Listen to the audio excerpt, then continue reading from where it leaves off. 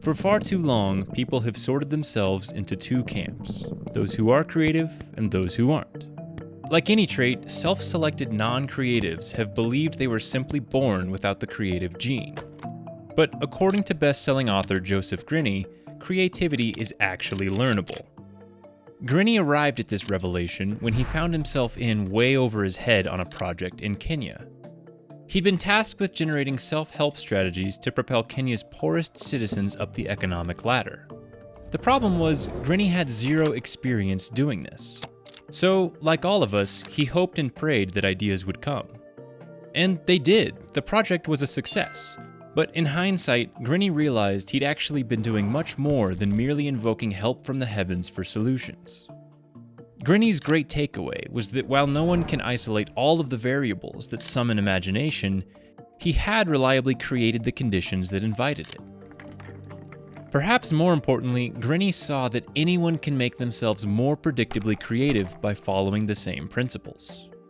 One of Grini's ideas for inviting innovation is to frame the problem at hand.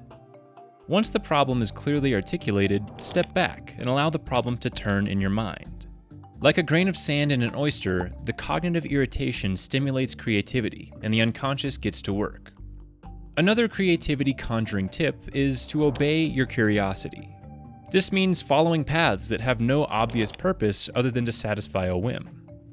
Maybe it's reading an article that catches your eye, or attending a conference session that intrigues you. It's tempting to let these opportunities pass, but if you do, it could be at your own creative peril. If creativity is just connecting things, as some have said, you'll be more creative if you have more things to connect. But Grini says you should also do things that don't interest you. This can be difficult advice to follow. No one wants to watch that boring-looking video someone sent, but lots of tasks that begin as a chore often end with an insight. Sometimes we call things boring simply because they lie outside the box we're currently in. As for boxes, Grini recommends that you keep a shoebox or something similar to store your experiences, and that you revisit it often. If you are obeying your curiosity and doing things that don't interest you, that shoebox will be chock full of new ideas before you know it.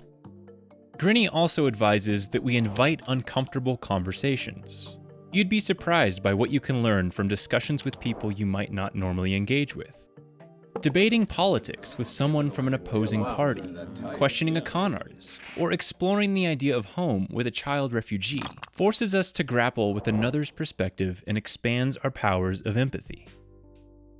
And Grini's final idea for summoning creativity?